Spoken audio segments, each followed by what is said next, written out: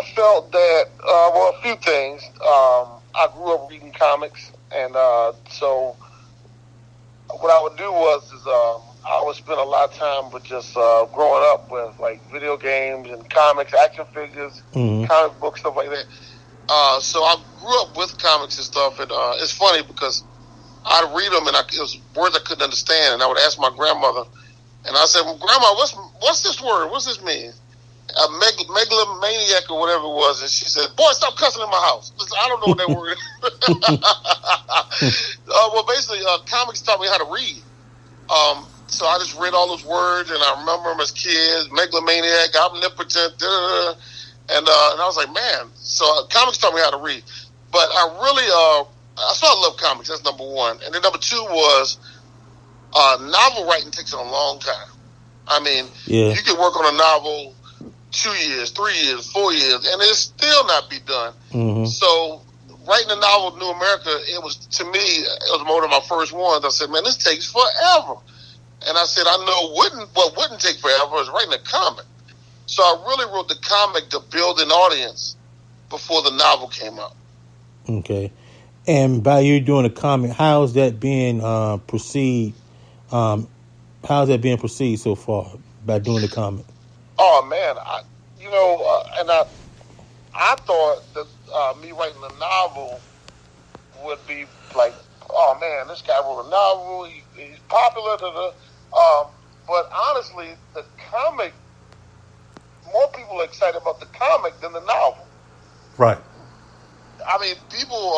So right now, I didn't expect anything from the comic at all, and I didn't want to get across that the comic is easy to make. It's not. It's hard. It's just as much effort in the comic as it is a novel. In a novel, it's just you, and then of course the editor later and stuff like that. But the comic, you got more hands involved. You got an artist, an inker, all this good stuff, a letterer, a colorer. So you got more hands involved. So it takes a long time, and that's hard too. But I knew that writing the comic would not be as hard as writing the novel. Which that was another misconception of mine, because writing a comic is similar to writing a movie. Right. Mm-hmm. You have to write a scripted out, just kind of like a movie, and then also with a comic, you write the way things are going to be in the comic. There's a lot of things you got to put in the comic. You got to put the camera motion, whether it's long range, wide shot, close up. You also have to put the way everybody's body positions are going to be. If I'm talking to John and me and John are having lunch, I have to put that you're sitting right across from me and that you're facing this way and I'm facing this way, and what color is the tablecloth, and there's a plant in the background and all this good stuff. And once you do all that, then the dialogue comes last. And a lot of people don't realize that. So you write it, you script it out, and then you pass it on, and then the dialogue, you might put some preliminary dialogue in, but you put the dialogue in last. So it's kind of a backwards process. Okay, so if those guys out there that's listening that want to know how to do a comic, here's a man right here that's spilling all the secrets almost, or just giving you the ins and outs of from beginning to the end, or from writing it to getting it out there. So, all right, here you go. So, what you currently working on now? I know New America is out, so I got a little tidbit of what you're doing. So what is you currently working on now? Right now I'm working on a book called Born Again. Right. And what I did was I always, every time I make something, I kind of base it off something in reality. And I based it off my grandfather, who was in World War II. And he was in the Navy in World War II, but I changed it up for him being a fighter pilot. And what it is I wrote a story about him, and he's about to die, but once he does pass over and stuff, he wakes up in this spirit world, and he has to go through a series of tests before he can try to get out. Mm-hmm. And it's out there. It's different because I don't know. It's a few things that I've always wanted to do, and that's one story I wanted to do. And he goes through this journey himself, where he gets tested mentally, spiritually, physically, and so he goes through all these tests and stuff, and it's pretty cool the way it turned out. It turned out better than I thought it would. Okay.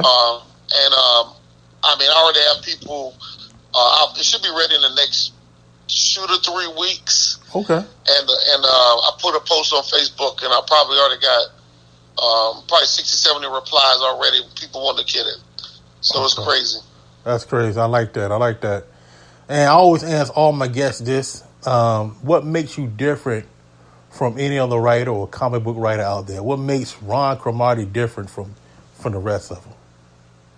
For me, it's I've learned to fall in love with the process. Okay, that's.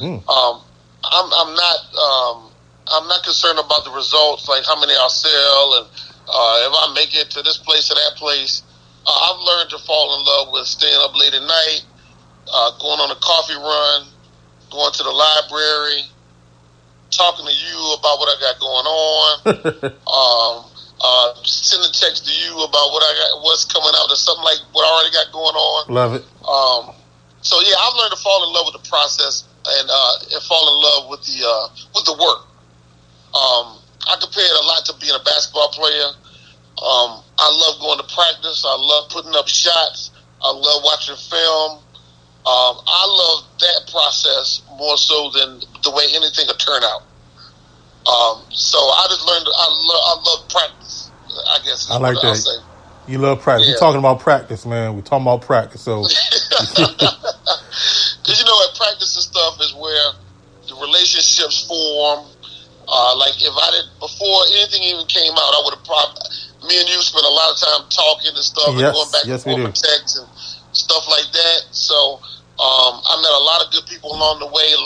People generally want to help you get your stuff out there.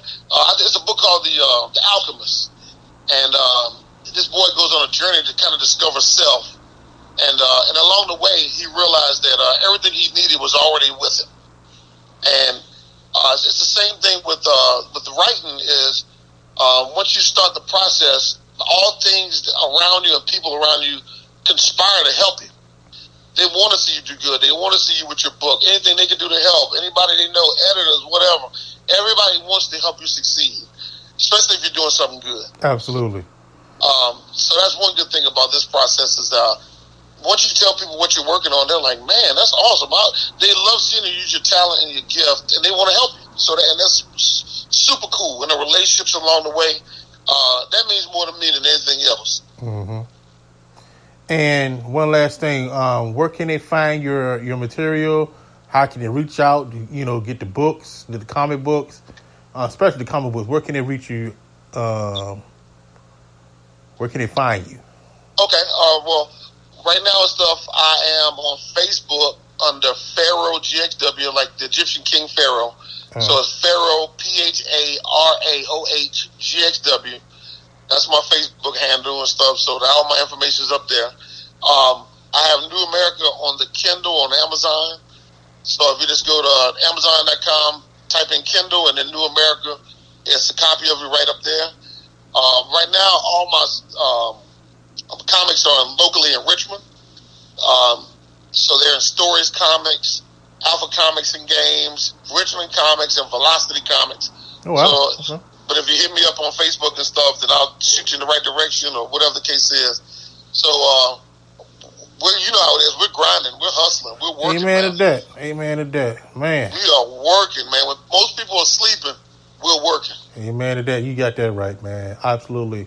Hey, man, I'd like to thank you, man, for coming up, man. You're going to be a frequent guest as well. Hey, ladies and gentlemen, author, writer, comic writer, Mr. Ron Cromartie, man. Appreciate it, man, coming to the Real Dude Show, man.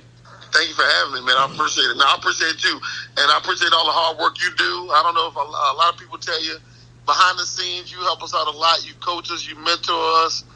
Man, you give us so much that most people don't even realize you do. So thank you for your hard work and helping to push us and motivate us too, man. We appreciate you. No problem. We appreciate you, man, for taking the time out, man. Thank you so much. And we still got some work to do, but we're going to take care of it, all right? Yes, sir. All right. Mr. Ron Cromartie, ladies and gentlemen, thank you so much, man. Yeah, thank you. No problem, buddy. No problem. Mr. Ron Cromartie, man, author, screenwriter, man, someone that, man, is really focused on his business. So let's give it up for Mr. Ron Cromartie again, man. Give it up for him.